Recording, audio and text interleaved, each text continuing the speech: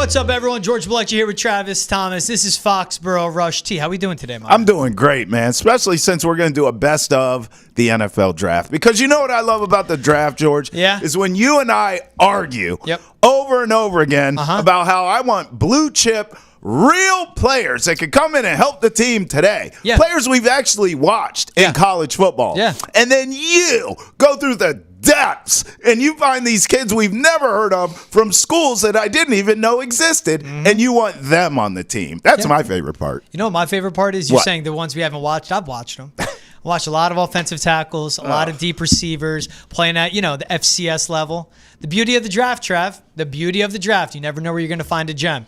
So we got a special best of episode. As you guys know, Keegan Stiefels joined the show throughout the season, going through all the positions: quarterback, wide receiver, running back, tight ends, corners, defensive linemen. We got it all for you guys right here. Here's a best of draft special from our conversations here on Foxborough Rush. I'm going to get this started hot with some offensive line talk. Ooh, and I know my guy, George, baby, loves talking offensive line. Wake me up when you guys are done. But on a serious note, if there's one thing that needs to be fixed in New England, it's the offensive line. Yes. And there's a guy playing this weekend against one of, they're not quite what we thought they might be coming into the season, but offensive tackle Will Campbell out of LSU is a dude, and he is playing the Alabama Crimson Tide this weekend. Big weekend for him, for the draft, for the Patriots, to see whether or not they want to bring this guy in. He's going to be an early first-round pick. Do the Patriots really want to lean that way? I'll get more into it, but I'll give you a little scouting report on Will Campbell, because the strengths, there's a ton of them. 6'6", 325 pounds. Technically, he might be the best prospect we've seen in a couple of years. He's not the biggest, obviously, but he rarely makes mistakes. Fluid lower half helps him mirror speed rushers. That's scout talk, but he fits the scheme that the Patriots run. Outside zone, if you're running the ball, you want a tackle who's athletic, who can get out in space and make those blocks on cornerbacks, safeties, linebackers, whatever it might be. He can do that, and I think he does that better than anybody else in this class. And then the big thing with Will Campbell, the stuff that everybody touts about him and that they have since he came in as a freshman and started immediately at LSU, which is pretty ridiculous, is the personality. They gave him the number 7 patch, which if you know anything about the Tigers, they give that to the best playmaker from the state of Louisiana. He plays tackle. Yeah, he plays offensive tackle, but he's their best playmaker, and they knew it from the jump. Like I said, he started as a freshman. And if you've seen the video of him after they beat Ole Miss, he had about 80 pass blocking snaps in that game, didn't give up a single pressure.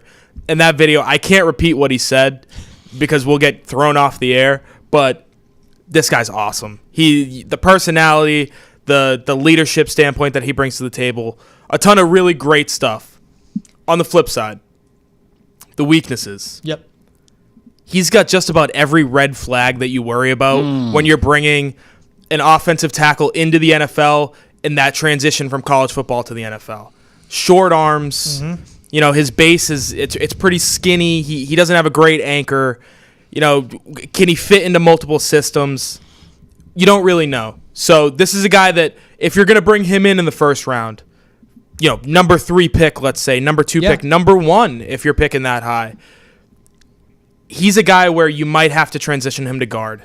And we saw it a couple years ago when the Patriots took a guard in the first round, and it was a Shaq show, as Travis would say. So a lot of strengths, a lot of weaknesses. This is a guy that I'm going to be watching every week moving forward, because I think there's a big disparity between where he should be drafted versus where he might actually end up going. I love the sigh from George. That was my favorite part. Because where they are, they need a left tackle immediate. And they're going to do this through the draft, which is a smart general manager move. You get a good left tackle and cost control.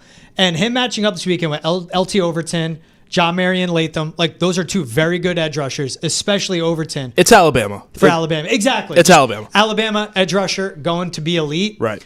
But he's right in pointing out the short arms. I had Matt Miller on about a month back, and talking about the 2 tackles, that was a red flag on Will Campbell, was his shorter arms. Now, he does have, at this point, this Saturday, will be his 38th career start. To be a true freshman starting at LSU, that's great football experience. Yeah. Leverage isn't great. The footwork doesn't exactly cover up that lack of length that he has at his arms. And he does have good hand placement. He is in a pass-heavy offense. There's a good, there's a bads. Trav, the important thing, and Keegan, the important thing if you're going number 1 overall, you're not picking a guard. You need to pick a tackle. And I think that's the best thing you point out about Will Campbell on that. Yeah, it's a guy that needs to protect Drake Maye. Right. And one quick thing, just in terms of those red flags that I talked about, it very well could go the other way. It could be the fact that, this guy played in the SEC. He's playing against the Alabamas of the world, the Ole Misses, these top flight edge rushers that are coming out of the draft every year. And I think he has 4 pressures allowed this season through 9 games. Yeah. Like, the guy is absurd. So he very well could just step into the NFL and be a dude right away. But the problem with these red flags is that when they pop up, teams will either pass right over them because they see stars in their eyes, they love the way this guy leads, whatever, and then he comes in, they got to move him to guard, or they flag him, they don't take him, they either trade back, they take a different tackle, or they take a different position entirely, and then he's a 9-year All-Pro, and he ends up walking into the Hall of Fame. So Patriots. A very volatile player, Will Campbell. Yeah, and especially they're going to be picking top 3, possibly top 2. Yeah. We'll see when the board is set. Space is cleared. Everyone has their own first-round draft pick after the trade deadline. It's the first time it's happened in a long time in the NFL. But we'll see after the season what happens with first. If the Patriots want to trade back but stay in the top 10, they need to hit because, again, everything rotates around Drake Maye. And, Trav, everything you pointed out of you want to see him have a long career, part of that is not just him sliding. Yeah. It's also who's me protecting his blind side. Someone else I'm going to say to watch for Saturday, it's Kelvin Banks of Texas. That's right. And similar stature. He's only 6'4", but he has longer arms, and we know Elliot Wolf loves long arms for his offensive tackles. And he's athletic enough with his feet to make up for that lack of size. He could be a good pulling tackle where motion at the snap is very important in today's NFL, especially when you have an athletic quarterback like Drake Maye. Maybe not New England, but... Maybe not New England, but hey, get a new offensive coordinator in there. Right. Motion at the snap will be important, which are glimpses, and then it goes away. Great fluidity. Again, mirroring edge rushers is important. Just you want to get your guy enough time. You don't have to stop them, but can you keep them from getting to the quarterback in under 2.7 seconds? That's the goal. You point out Will Campbell's production, 307 pass block snaps for Kelvin Banks this season, 1 sack, 3 pressures allowed. Blocking for a Quinn Ewers, who isn't the most athletic, or an Arch Manning, who's very athletic, but he's pass blocking for 2 different types of quarterbacks. And the latter, an Arch, mirrors what a Drake Maye can be. He's matched up with Florida. Tyreek Saps, George Grum's not great. They're not NFL guys, but they're good pass rushers. Nonetheless, you watch him and just keep your eye for the left tackle for Texas because, in my opinion, he should be the left tackle for the Patriots. Well, let me ask you both this because, I don't participate in this offensive line talk. I defer to you guys. Next episode, when we start breaking down wide receivers, running backs, things of this nature. I sprinkled one in there for you, Trav. But I got one this week. I want to ask this from what I'm taking away. Yeah. Is Banks the safer pick and Campbell has a higher ceiling, a little more risk? That's what I'm hearing in both of your breakdowns. I think they have a very similar ceiling. Kelvin Banks has a higher floor. Okay. I would agree with that. And that's what's important. There's the hit rate on offensive tackles is very high. Yeah. But that's the thing with Kelvin Banks, I didn't bring up him being a guard once. If there's even the fact that you could possibly be a guard, that's what would turn me off if I'm the Patriots. Okay. And again, we'll see how the board falls. Like the Saints need offensive linemen. They also need a quarterback. Yeah. The Panthers need a quarterback. They'll be picking up there. Right. The Giants have their offensive line sorted out. They need a quarterback. That's what's important. And how far they trade back, you want to be in the perfect spot if you want to get value. You don't want to be stuck with Will Campbell, in my opinion. Okay. But they both have a high ceiling, and I wouldn't hate either. There's the preference. Kelvin Banks is the guy. Okay. And with these two guys specifically, one of the things is it's what you value. Because Will Campbell's going to be a good player. It's just where is he going to play? Is he going to play at left tackle or is he going to have to move into guard? Yeah. But you're going to guarantee yourself a damn good offensive lineman out of him. With Kelvin Banks, there is, you say a higher floor, but that floor could still be Trent Brown, but maybe a little bit smaller. Right. And are you spending the number 3 pick on Trent Brown, but smaller? Because that's kind of what Trent Brown was just a behemoth. And Kelvin Banks isn't that. So what do you value? Do you want make sure you're getting a good player, or do you want to make sure you're getting an offensive tackle and a guy who could be there for the long haul? Yeah, and a guy that I like with Kelvin Banks too, he's good at getting to the second level. He's flexible to get downfield, helps a lot with the run game, and we see how bad the Patriots are in the run game as well. Trav, I wasn't going to bring Keegan on without helping you. Keegs, who's a receiver you want to watch? I got you, bro. I got you. I told you I had you, Trav. It's not one of the big names, though. But there we go. He's a damn good receiver, and he's a really fun player to watch. Wide receiver Ricky White out of UNLV. Okay. I'm just going to bring one quick stat to you, Trav. All right. 4 punt blocks in the last 2 years, 3 of them in the first 3 weeks of this season. He's a game changer. This is a guy who could come in immediately and contribute. Is he going to be your number one wide receiver?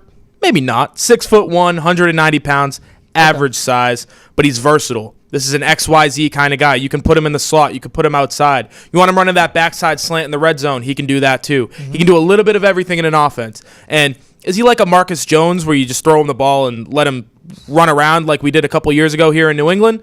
No, probably not. But he's a guy who you can put at any position on the offense, and you can trust that he's going to give you a good route. He's going to get open, and he's going to, at times, break one open. So really fun player to watch. Maybe not a guy who's going to get drafted in the first, second, or third round, but a day 3 pick who can bring value on special teams. And my brain has been brainwashed by Bill Belichick because I saw this guy, and I was like, oh, Bill's going to love him. Bill's working for Underdog Fantasy at this point. So, unfortunately, maybe one suitor is gone, but I know somebody in the NFL is going to love him, and a lot of guys in that building at One Patriot Place who learned from Bill Belichick and might value these things more than other teams. I think it's important. You say he's 6'1", 190. Elliott Wolf's profile is a 6 foot, 200+ pound receiver. You put weight on him, and this is a guy that splits time between 65% lining up out wide, 35% in the slot. He's good down the middle. He's good deep down the field too, especially left middle part of the field. You want receivers over the middle because that's Drake Maye's favorite place to throw the ball. But a guy like him with his versatility, and he's bigger, you hear a speedster, you hear someone like that, I'm wondering, well, they have Pop Douglas, so they need another? No, he's a complementary piece. And Trav, look, this draft, and to our listeners too, but as you can tell, I always have to talk Trav into listen, this is the plan of the draft. This is the vision. The Patriots draft will go tackle in the first, playmaker in the second, possibly playmaker again in the third, or edge or corner. I think they need to walk away with 3 playmakers in this. If it's 2 receivers and a tight end, receiver, running back, tight end. If it's 3 receivers, I don't care. They need to accrue bodies and figure out who works because that receiving room is really bad. You're not bringing Tyquan Thornton back. You're not bringing KJ Osborne back, but you need immediate impact guys. And a value pick like a Ricky White, if he can be on there, get you 5 catches a game, can get you 40 yards, can be a consistent chain mover at that floor, and be a contributor on special teams where they need help as well, as we've seen, that could be a big ad. I like that pick, Keegan. Never heard of him before until you texted me about him, and I do like what I see from Ricky White at UNLV. Think about what Kayshon Boutte has brought to the table in year 2. Obviously, his rookie year struggles, but he's just been a dependable receiver who they've thrown around in a bunch of different spots. You can use more than just one of those guys. And with the added special teams value, I know no one else in the world probably, it's definitely in this room, cares about it. No. But I do. It's a big thing that these teams value because you need to fill out those special team spots. It's just Ebony and Ivory, Trav and I. Yeah, I need a game breaker. I don't care about special I don't care, man. I'll be honest. What's his 40? Who's your guy? You could draft a whole offensive line. I'm good with that. But you better overspend and get some receivers in here. Fine. I'm fine with that plan. Yes. I wanted them to trade for T. Higgins. I'm good with that. I wanted that to happen. They didn't do it. They also tried, and these guys, for whatever reason, just uninterested. So we've talked about it. It's a conversation I'll never go. They've tried. They tried hard. Brandon Ayuk was using them. Yeah. The Calvin Ridley one, I'm not saying he would have solved everything, but I would have liked to see more pursuit of a true number one in this offense, given this roster. Right. Like a Hollywood Brown. I know he was injured, but he would have helped in development, and maybe that's a guy you keep and extend, and he would have been a good 2, and then everyone falls into place after you could draft a 1 in this draft. Same thing with the Jonah Williams. Yes, you need a left tackle. He would have been a good left tackle. He got injured with Arizona, but you never know what could happen if he's in New England. Trav, I know you're all about Luther Burden at Missouri, bro. I like him. If the Patriots did right in picking past tackle talent, then Luther Burden would be in the discussion. I would give you that. But he's going to go too high, and he's going to be gone by the time they're picking receivers. Pretty much all the guys I like, I think, will be gone. I think Burden will be gone. I like Travis Hunter. If you have a conversation with him and say, are you a wide receiver in the NFL? We're not going to play the game here. Do you want to be a corner or a wide receiver? Not to say we can't get you some packages for both, but you're not going to do this full-time nonsense you're doing in Boulder. If he says I'm a wide receiver, I buy it. The kid is special. I like him as well. I just want game-breaking wide receivers. That's what Burden is. That's what Travis Hunter is. I like that kid in Oregon, Evan Stewart as well. Not as game breaker as those other 2, but great hands, great route runner. You just need guys who can break a game open. That's what the Patriots lack right now, and these are all dudes I'm interested in. If I told you the Patriots could draft Garrett Wilson, like literally just add Garrett Wilson in the offseason, what would you say? Sign me up. That's Travis Hunter if he's a wide receiver. Right. But Sign he's me going to up. go way too high. But I'm with you in that all the way. We'll say, I think this is something that Trav's going to like. One of the things about this offensive tackle class is it might not be high end like we've seen in the past, but it's deep. Right. So you can make the decision that maybe we'll just draft Travis Hunter and we'll figure out the tackle thing in the second round. Sure. It's risky.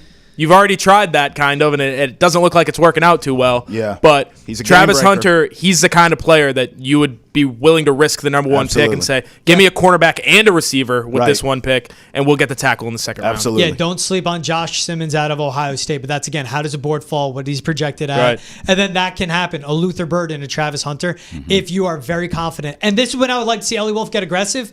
Trade back into the first. Don't leave it up for chance. Trade away a second, a future one. I don't care. And get your tackle now. Reach for Josh Simmons, but if you would have taken him in the second anyway, but you get him end of the first and everything falls, you get your tackle, you get your receiver, you have your quarterback. This guy coming off an injury, you can take advantage of stuff like that. That is true. That's right. Let's bring our boy in. He's Keegan Stiefel of Nesson.com. Loves talking draft, loves talking wide receivers. Keegs, how we doing today, my boy? Good. No beanie. I've learned my lesson. Great hair day, too. Thank you. I did it extra special Keegan, for you guys. good job, man. Appreciate it. I'm not going to apologize because that's tough love, and that's what you get from us. 5 minutes on Keegs, just going at him. I don't want to toot my own horn, Keegan. You could just say yes or no. Do I act as a mentor towards you? Am I that mentor role for you? Yeah. I pull you aside and say, hey, do this. George has some great advice. I'll give him that. Has some great advice. Whether you like it or not, I give you advice. He does. And not an on-camera guy for the most part. I'm a written word kind of guy. George, he'll give me a little advice. Do your hair. Sit up straight. Talk into the microphone. Speak with your Don't chest. say 4-letter cuss words on the podcast. I'll tell you to play the game a little bit too. Yeah, play the game. I'll give you shake a hand, kiss a baby every once. Exactly. That's right. And I'll also tell you never wear an effing beanie ever again with a black hoodie. It was a black beanie, black hoodie. It was a gray hoodie. I want to get ahead of it. It was a gray hoodie. Well, you look great today, Keeks. You look good. Appreciate that, guys. Growth. Let's talk wide receivers. First, though, after our last video, we appreciate everyone that watched. We appreciate everyone that commented. Yep. There are two people I want to shout out. My boy, Tuffy Burton, 1258. How did he name several wide receivers and not talk about McMillan? Dude is the best wide receiver in the draft as a true 6'5" game breaker. That's our biggest need, is a wide receiver room. We have several guys who can play in the slot and play in the Z position. And also Drink Croshow. When it came to wide receivers, how do you guys not even mention Taitaroa McMillan, also T-Mac, a.k.a. Tet McMillan? Guess what? Before I brought those comments up, boys, guess what Keegan texted me? I'm talking McMillan. So we're doing that today. Also, we have 5 months until the draft. Plenty of time to talk plenty of different players. What are you, Dame Lillard? Also, slow it down. Yeah. You're not even wearing a watch. It's also why none of us spoke about Tate McMillan. He's going to be off the board before the Patriots pick. Maybe. Now, free agency can change a lot. Maybe. Free agency could change a lot. Maybe some trades, because I don't like the tackles of free agency. He may be on the board. You don't know. 6'5", 215 pounds, came back to the U of A, which was very exciting for them to bring back, of course, the quarterback they have, and also at the same side with Noah Fafita and Tate McMillan. Keegan, what do you like about the 6'5", 215-pound receiver out of Arizona? Yeah, you just said it. That's a big-ass dude right there. It is. I'd say size 3 times. 215. Far and away the most physically imposing receiver in this class, and I think far and away the best wide receiver in this class. Yeah. Good long speed. He eats up space, obviously, with those huge legs. Big hands as well. Eats up the ball. Great body control, which is important. That's what you want in a possession receiver, which is obviously what he is. He's not running underneath routes like a slot guy. It's a possession guy. You want him on the outside for the most part. Agility's better than what one might think, because you look at a big guy like that. We saw it in New England a few years ago. N'Keal Harry. It was ugly. Gross. But, Tet McMillan, he can move a little bit. And you can rely on him to do more than just the boundary stuff. If you want to throw him in the slot, maybe, in the red zone and get him open alongside a tight end, stuff like that. So a lot of different things you can do with him. He can do a lot just on his own with that big body and those hands.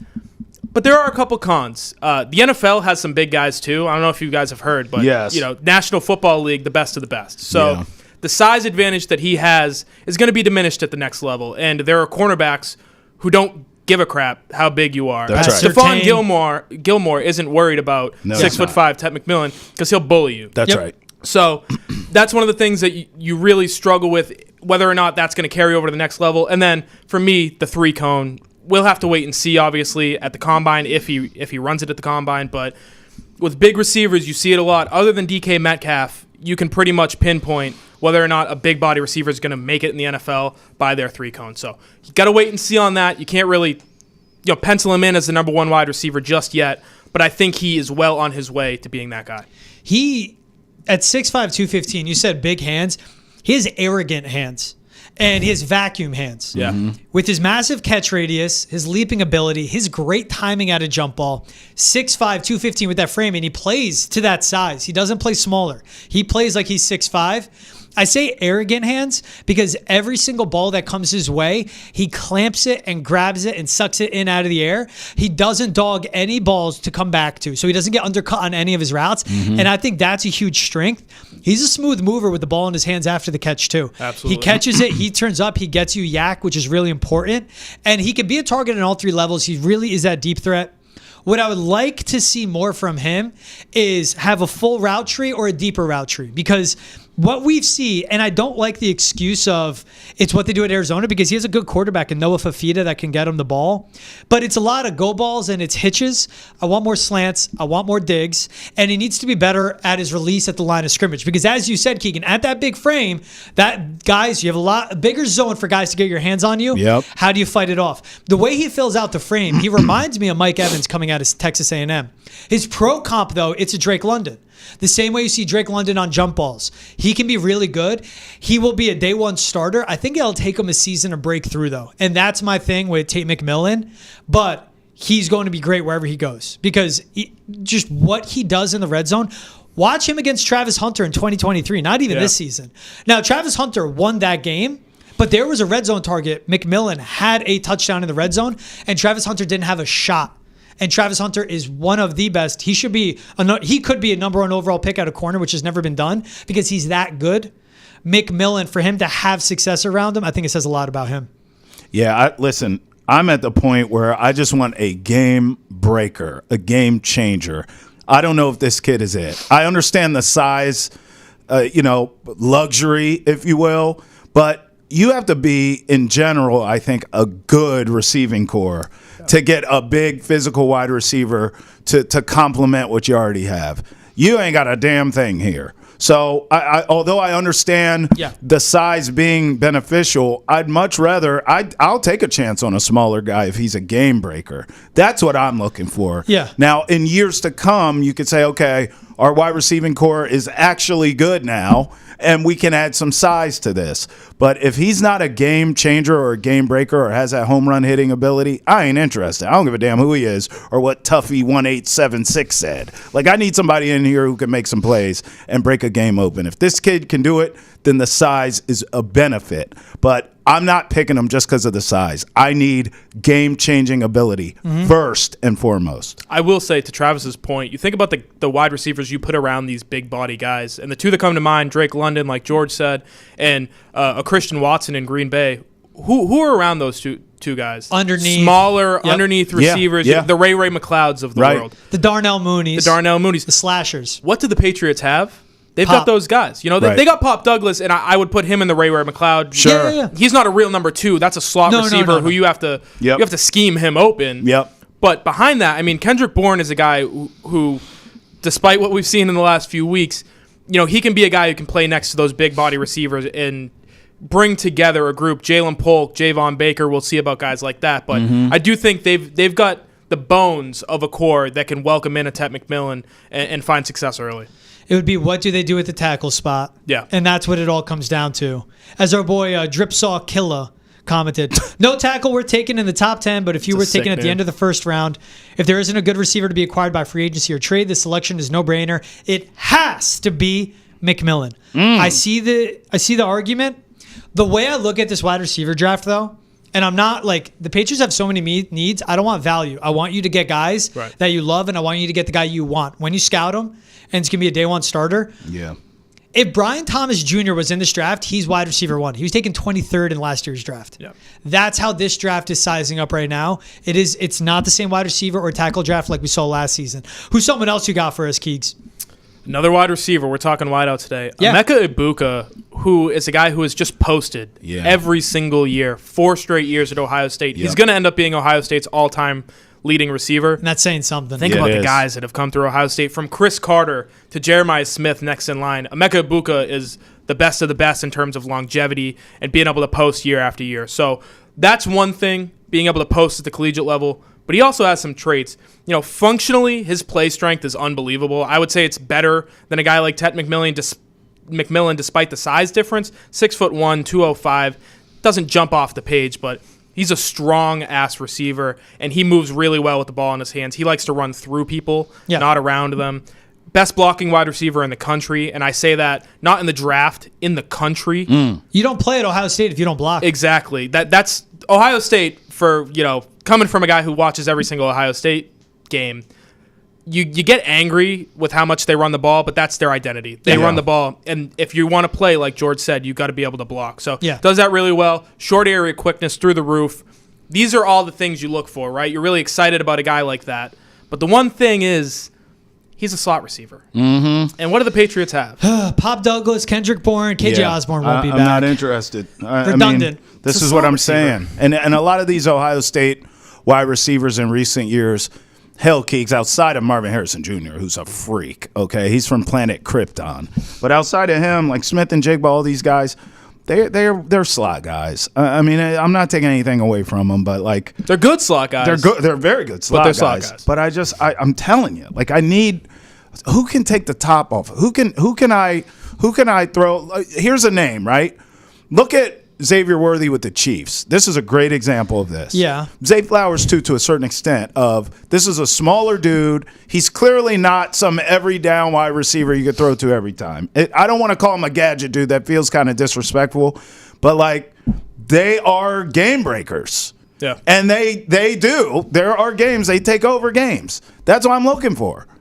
Again, I'm not interested. I don't want another slot guy. I don't care that he's from Ohio State. He's also had some injury issues, too. You got to watch out for. Yeah. To me, the game breaker is Tate McMillan. Until I know what Travis Hunter is going to be, it's Tate McMillan. Luther Burden is a slot guy. Yeah. He's a game breaker, though. He's like a Debo Samuel, not as thick. Yeah. He's like a Jamar Chase after the catch. Yep. Not a game breaker, though. That's a slot guy. He's a game breaker because you can move him around, George. Yeah. I'll give him that. He's consistent. He's versatile. You can move him around. Yep. You got to have a creative play caller. Okay. Yeah. Can we table that conversation for another time? But if you have a creative play caller that can move Burden around, he's on my list. I'm a big fan of his. He's not even having a great season. Well, their quarterback situation. Their quarterback situation is terrible. He loves run blocking. He buys in. He kicks guys' asses. And I'll tell you what, with him having a terrible quarterback and not putting up great numbers, I think it's more realistic that he could get to the Patriots. No. It's more realistic. He's going to drop. But so Tate McMillan is Drake London. Luther Burden is Randall Cobb. And that's a really big pick to use on a Randall Cobb. I think he's better than Randall Cobb. I think he's a Randall Cobb. I think that's his usage. His speed isn't that elite where he gets that separation down the field. That's my thing. This is a late round. This is a draft prospect. I want to shout out my boy Eric Uper Patriots because he commented, what about Jalen Royals? 6 foot, 205. With Utah State. Yep. Now, he went to Georgia Military Academy. If you are a JUCO product, you have my attention. Yeah, absolutely. Yeah. Because there's no dog like a dog that comes out of JUCO football. Late bloomer, wasn't great with his grades, and that's why he ended up at GMI, but now he's at Utah State. Track speed, thick frame. That's a 4.3 40 guy, just 6 foot, 205. Mm-hmm. Good in and out breaking ability, strong hands, can leap and get up for it. He plays bigger than he is. So Christian Watson, who's 6'4", 6'5", he plays like he's 6'1". Yeah. Jalen Royal, who's 6 foot, he plays like he's 6'3", which I love. Mm-hmm. He had 7 50-plus yard touchdown catches in 2023. He's great at tracking deep balls. He's good in the open field. Struggles against press and physical play at the line of scrimmage. Route tree needs to grow. He is a project. And he could have drops over the middle of the field. Dontavian Wicks. Day 3 pick, raw athlete, 5th, 6th round guy. Yeah. With a deep threat being his main game, but something you have to work on. He's primarily like an outside X. He's not great for the Patriots. You know who? An offense that needs a wide receiver too. But hey, they have their one. New York Giants. You'd have a Malik Neighbors, you have Wan'Dale Robinson, a scat guy over the middle. Then you'll have a Jalen Royals who can work. Again, man, if the Patriots just did better in past drafts at least and had a dude, a Jalen Royals in the 5th round. Now, we could see what they do in the 2nd if they get a guy like a Trey Harris. We've said it. They need a double dip in weapons. They need a triple dip in weapons. You get a Trey Harris and a Jalen Royals, I love it. I love it. I love it. I love it how you're filling out this room. They would still need an elite wide receiver 1, but those are big bodies. Yeah. So I like Burden, but that's where I go. Keegs, what were you going to say? I was just going to say that's kind of the overall problem with the Patriots in this draft, where you need a tackle, right? You need a number 1 wide receiver. There aren't many of those guys. No. And especially where you'll be picking, there might not be any worthy of the number 1, 2, 3, 4 pick. If you fall a little bit into the middle of the 1st round, you can justify taking, the guys we talked about last week, a Will Campbell or Kelvin Banks. But really looking at this draft, you're thinking they need to find a superstar early. That's what you need with one of those premium picks. And then you can draft one of these guys that we've talked about today, maybe at the top of the 2nd round if any of them slip. Maybe. And there's a guy, I think you're going to talk about him, Trav. Well, that's worth that top pick. Because I agree with you in theory, right? But if you're willing to use that top pick, let's call it top 5, wherever it is, on receiver, Travis Hunter is the answer to the question. Okay? Garrett Wilson. He is literally the answer to the question. Yeah. My only concern with him, well, actually, there's several. Number 1, we got to have a conversation about usage rate. Because if I'm drafting you and I'm the Patriots, I have a need for both. I could play you at corner, but I need you. I need you at wide receiver. At wide receiver. Yeah. So we got to have a combo. I think this kid mentally believes he could do exactly what he's doing now in Colorado in the NFL, and maybe he can. But I don't know if any NFL team's going to be interested in that. Let's just be honest about it. Pick a lane, kid. Every team's going to have a plan. And every team has a plan, and it seems to me, you both, please, I defer, correct me if I'm wrong, it seems to me that most teams are evaluating him as the best corner in this draft. Okay, but what does the kid want? Because if I'm going to use a top 5 pick on him as a wide receiver, he's got to want to do that. And then maybe I have some cornerback packages from him, not the other way around, where he's a corner and you get some wide receiver packages. Hell no. If he comes to New England, he's my wide receiver. The other concern I have is Deion. I mean, Deion's already telling you, my son ain't going to X, Y, and Z. Travis Hunter ain't going to X, Y, Z. Okay, so now this could be some noise that I don't need to deal with. Not to go all Belichick on you, but the last thing I want to do is spend a top 5 pick on a kid where Deion's loud ass is saying, he ain't going there. Tom Brady ain't walking through that door. I don't need it. I don't want it. I won't draft him. So I need a couple of those things cleared up. What does this kid want to do in the league in terms of position? Because if it's both, I might be out on that too. I'm going to tell him, listen, I need you a wide receiver. Do you have a problem with that? And playing some corner? If he's like, no, I want to do both, I'm out. If I got to deal with Deion, I'm jumping on the phone with Prime immediately. I'm thinking about drafting this kid. Do we have a problem? If Prime gives me spicy mouth, I'm out, okay? If both of those boxes can be checked, Travis Hunter's like, bro, I'll play wherever you want. And Deion's like, yeah, I don't care. Done. I'm taking him. It's what's great too about him is that he was asked like straight up on College Game Day, what do you like to play more? He's like, all I know is playing both. His Pop Warner days, he just played both sides. You're like, but how do you practice? He's like, whatever the ones are, that's what I'm with. We usually have first team offense against second team defense, first team defense, second, like how it goes. He's like, that's what I rep with. It's insane to me. He finds the end zone too, George. He does. You know, I am not saying it lightly. He is Garrett Wilson. Yeah. I've given you a Randall Cobb, a Dontavian Wicks, a Drake London, and a Garrett Wilson. Wow. What do you want? Those last two, well, Garrett Wilson and Drake London, those guys are in a different tier. Yeah, they Garrett are. Wilson above. It's all about what do you want, what type of guy you want. But Garrett Wilson's a difference maker, and he's a winner on the outside. He's a game breaker, Trav. Yeah, he is. If Travis Hunter's down to play ball, he's got to be down. And what did we just see between the Ravens and the Bengals? A Bengals with no defense, Jamar a Chase. terrible offensive line. Yeah. Really good, great, top 3 quarterback in the league. Yep. And a wide receiver that kept him in the game and broke that game. Yeah, he did, man. Gosh, Jamar Chase is ridiculous. And you're watching that and you see, okay, I see it. What's tough is that you wish a Malik Neighbors or a Marvin Harrison Jr. or BTJ was in this draft because it makes it a no-brainer. I don't know what Travis Hunter wants. That's fair. To mock him, but to mock him and have him as a corner, that's asinine.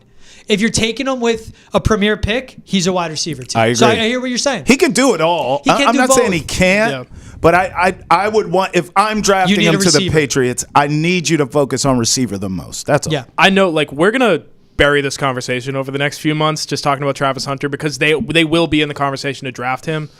The one thing I'll say is, if you have a top 5 pick, you got to take a swing.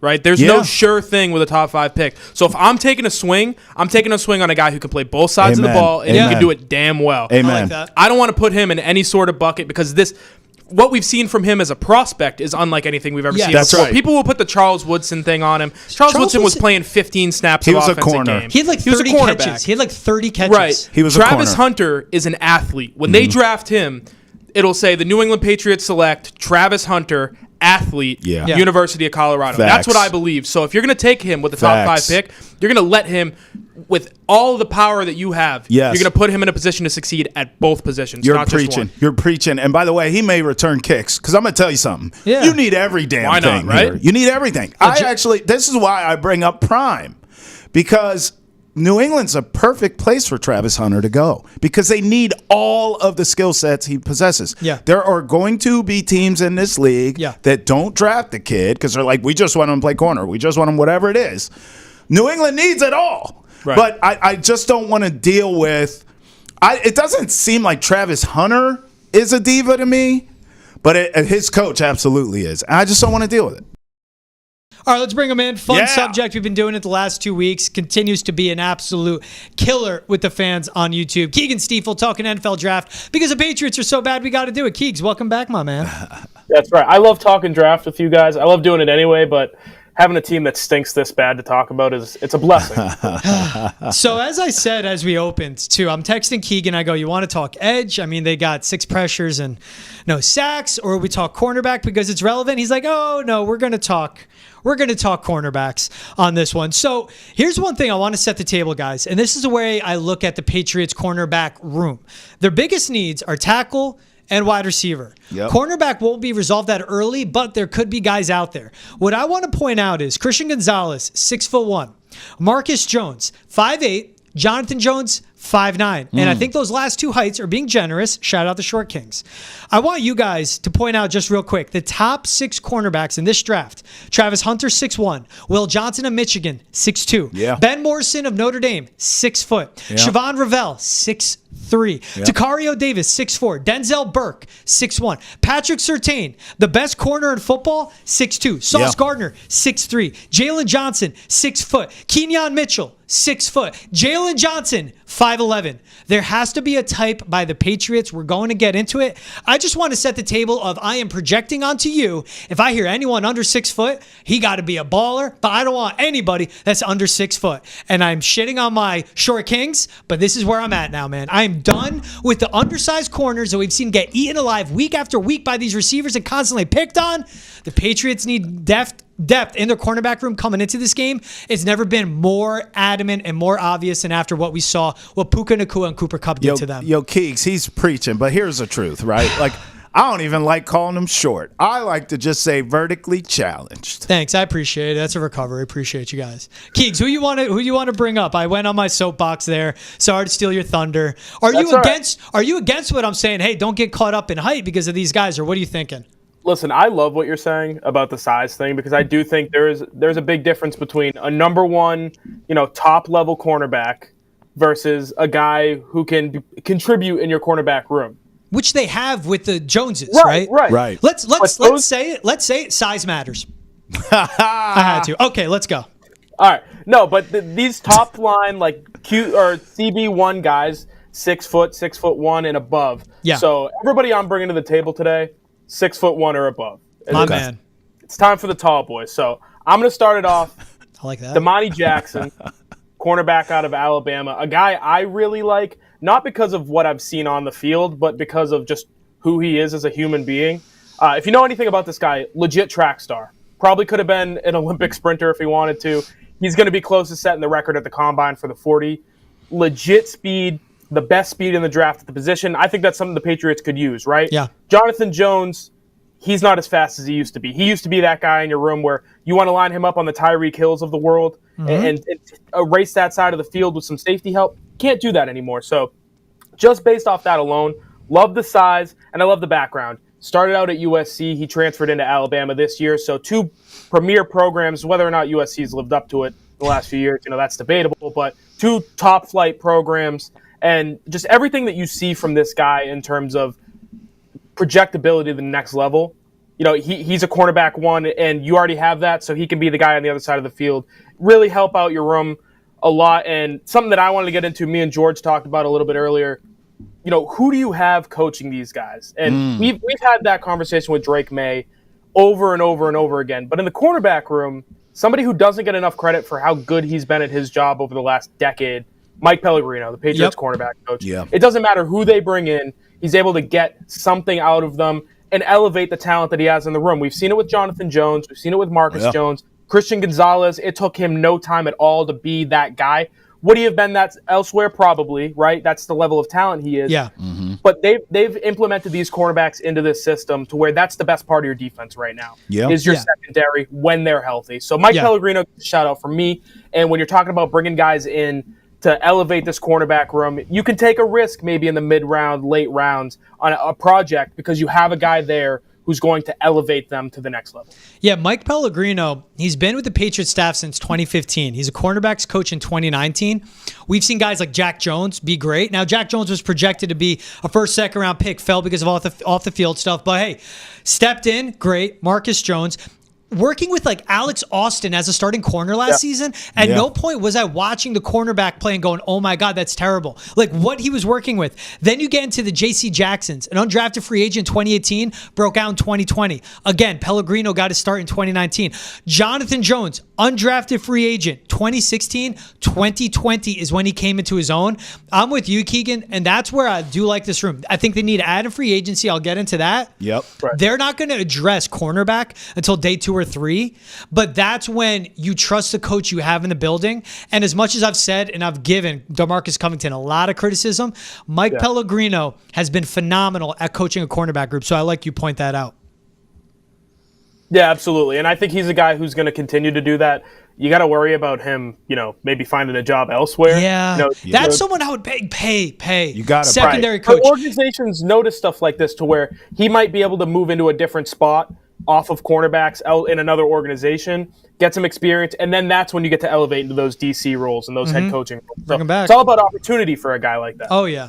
So I like that you brought up your first guy, Damani Jackson with Alabama. Trav, who are you watching, man, in this draft? I know you got some names. Well, let me first disagree with both of you because I know you're both thinking day 2, day 3 for these positions at corner. Let me say something, and I brought this up to you both before.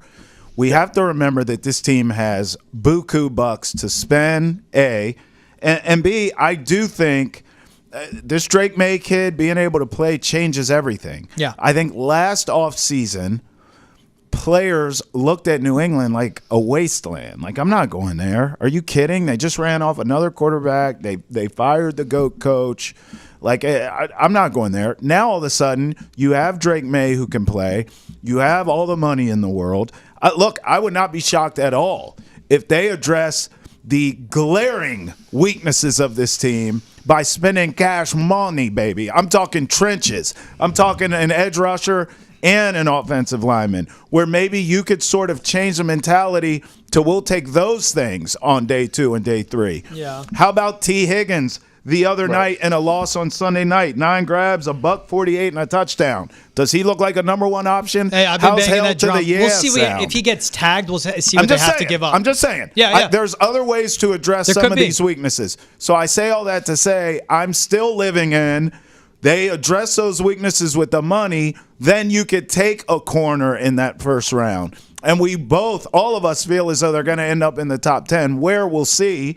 But if you're top 10, I'm going right back to the well I told you at wide receiver. Travis Hunter. And just like I told you, for him to play wide receiver for the Patriots and he could play corner, you could do the reverse. You could draft him. You could have a conversation with the kid. You want to play corner? and then we'll just give you some packages at wide receiver. If he's good with that, Dion signs off of it because he's running the show, then give me Travis Hunter. That'll be my answer in this segment until the end of time, until he's a Patriot. Because guess what? Travis Hunter and Christian Gonzalez together would feed generations. Are you kidding me? I need it injected in my veins. Keegan, you go.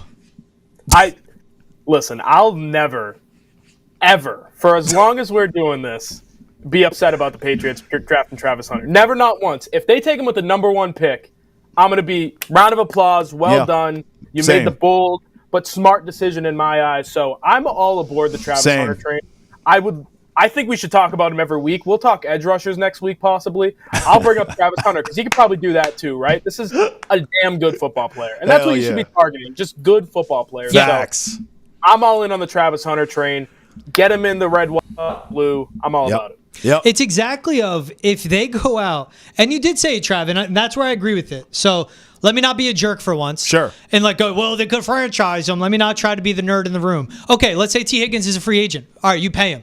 Is he a wide receiver 1 on 32 teams in the NFL? No, but he's a wide receiver 1 for you. Hell yeah. And guess what? When you have T. Higgins and you have a Demario Douglas and a Keyshawn Boutte is something, and you go and get a guy later in the draft, which we've done on this conversation, right? And you get in the red zone or you get on 3rd and short, money downs, you bring in Travis Hunter to run a route because his ball skills are insane. And like you say, on the other end, because this cornerback group is absolutely terrible, and your secondary has been bad outside of Christian Gonzalez. 6'1", needs to put on weight, but his IQ, his fluidity, how smooth he is with his hips, his ball hawking ability, just his ball skills in general, the way he leaps, the way he times it. And you have to talk about how damn well in shape the stamina of this kid is absolutely insane. Where he would never have to leave the field on defense. You would never have to sub him out. And him and Christian Gonzalez can play sideline to sideline. So that is something you go in there, you better have gotten your ish done in free agency, in my opinion, though. You have to. Because if you drop the ball in free agency and then you draft Travis Hunter, man, I'm going to have a lot of questions for you. I like that Travis Hunter call. First name I'm going to bring up. Before we move on. Yeah, go.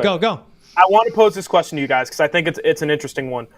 George, I'll start with you. What do you see him as? Do you see him as a cornerback who can also play wide receiver or a wide receiver who can also play cornerback? I see him as a wide receiver that can also play cornerback, and my thing is I don't want him at his frame, which is slim, throwing his shoulder into grown men in the NFL, tackling and stopping the run on the edge. Now, you need him in a package. He comes in and locks down a guy. That's fine.